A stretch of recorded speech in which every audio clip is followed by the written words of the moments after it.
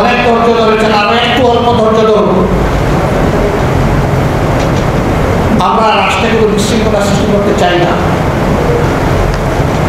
কিন্তু আমাদের সাথে কেউ যদি খেলে তাহলে আমরা কারো দাবার গুটি হব না।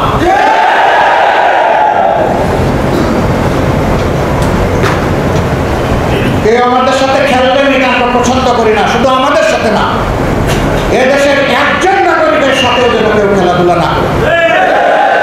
আমরা ফ্যাসিস্ট আমলে একটা কথা বারবার শুনতাম, খেলা হবে, ওই খেলা দেখতে চাই না।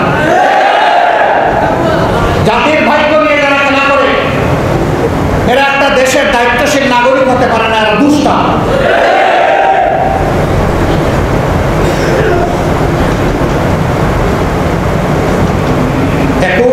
আমাদের এখান থেকে শিক্ষা নেই। আফসোস, ইতিহাসের নায়কদেরকে সম্মান পারি না, উল্টা আমরা ইতিহাস বিকৃত করি। কিন্তু সেই ইতিহাসই আমার বড় নির্মম, এই ইতিহাস কাউকে ছাড় দেয় না।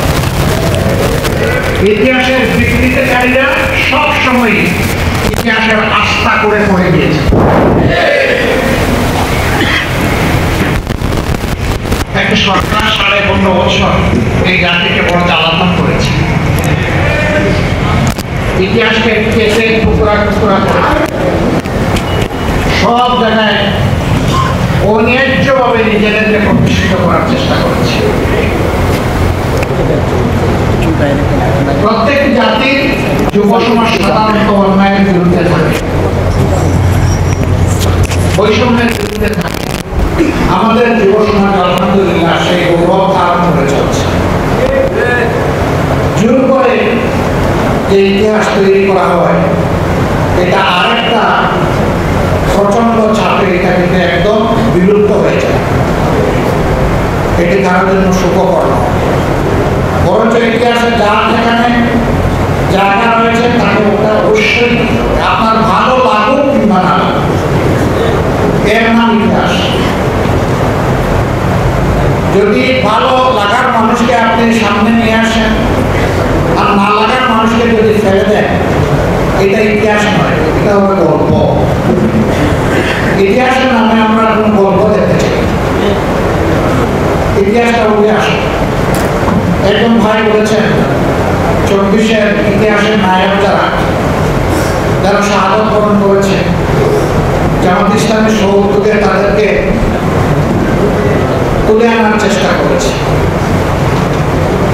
আমাদের বই হয়তো আপনাদের অনেকের কাছে পৌঁছেছে, অনেকের কাছে পৌঁছবে ইনশাআল্লাহ। দেখবেন যে এখানে একটা শব্দেও কোনো দলীয় ক্রেডিট আমরা দাবি করিনি। ইতিহাস কোনো দলের নয়, ইতিহাস একটা জাতির হয়। আমরা আমাদের বীরদেরকে জাতীয় স্বীকৃতি দিয়ে শ্রদ্ধার চূড়ান্ত আসনে রাখতে চাই। আমরা আহ্বান জানিয়েছি, আমরা যতটুকু পারি আমরা চেষ্টা করেছি, জাতির সামনে তুলে ধরেছি। সরকারের জন্য এই কাজটা করে আরো সুন্দরভাবে, অন্যান্য যারা দল আছেন, সংস্থা আছেন, তারাও যেন এই পবিত্র দায়িত্ব পালন করেন আরো সুন্দরভাবে। এবং তাদের এই কাজ করতে গিয়ে যদি আমাদের কোনো সহযোগিতা লাগে, সেই সহযোগিতা দেওয়ার জন্য আমরা প্রস্তুত। আমরা চাই সঠিক ইতিহাস উজ্জ্বল হয়ে থাকুক, কারো ধারায় যেন এটা ম্লান না হয়, অপদস্থ না হয়, ক্ষতিগ্রস্ত না হয়, অপমানিত না হয়, বিকৃত না হয়। ভাষা আন্দোলনটা দারুণ বিকৃতির কবলে পড়েছে। অধ্যাপক গোলাম আজম সাহেবের যতটুকু অংশ তাকে ততটুকু দিতে অসুবিধা নেই। বিচারপতি আব্দুর রহমান চৌধুরী, যিনি ভাষা আন্দোলনের স্মারকের ড্রাফট করেছিলেন, তাকে কোথাও স্বীকৃতি দেওয়া হচ্ছে না কেন? তমদ্দুন মুসলিম নামের যে সংগঠন এই আন্দোলনের সূচনা করল, তারা ইতিহাস থেকে বিলীন কেন? যার যেখানে জায়গা থাকে সেখানে জায়গা করে দিতে হবে। তাহলে এই জাতির মধ্যে বারবার বীর জন্ম নেবে। আর বীরকে যদি অস্বীকার, অগ্রাহ্য এবং অপমান করা হয়, এই জাতির মধ্যে বীর জন্ম নেবে না। সুবিধাবাদী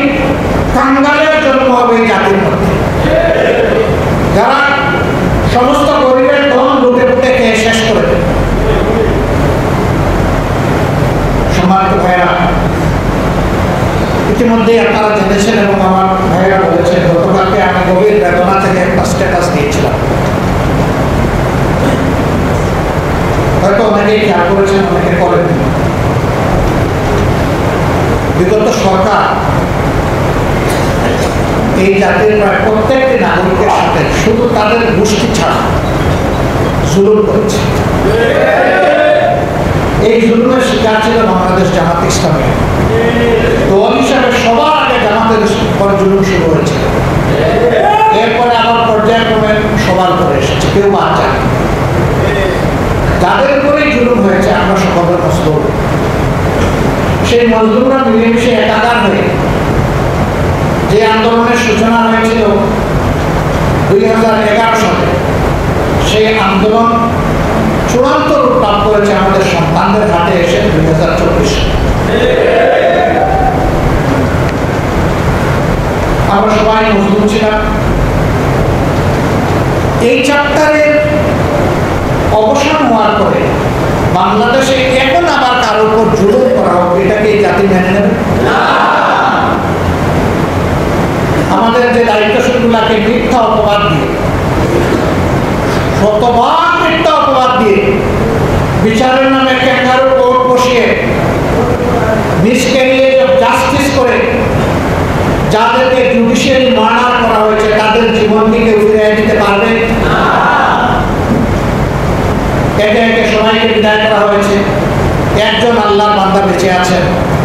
আজকে পট পরিবর্তনের 6টি মাসের অধিক হয়ে গেল, 7ম মাসে আমরা পড়ে গেছি। এখন পর্যন্ত কেন তাকে বন্দী হালতে থাকতে হবে? বঙ্গবন্ধুর 5 তারিখ সুনির্দিষ্টভাবে 2-1জনের কথা বলেছিলাম আমরা, এবং নির্বিশেষে সমস্ত মজদুরদেরকে মুক্তি দেওয়ার কথা বলেছিলাম। হ্যাঁ, ওই সময় তাদেরকে বন্দী করা হয়েছিল, তাদেরকে মুক্ত করে দেওয়া হয়েছে। কিন্তু এর চাইতে বেশি জুলুম যাদের উপর করা হয়েছে তাদের একজন শুধু কেন জেলের ভিতরে থাকবে? মনের এই কষ্ট থেকে আমি বলেছি যে আমার এখন আর বাইরে থাকার কোনো সার্থকতা নেই। আমি নিজেও এখন এর প্রতিবাদে জেলে যেতে চাই। আমি স্বেচ্ছায় যাব, সরকার যেন আমাকে জেলে পাঠানোর ব্যবস্থা করে।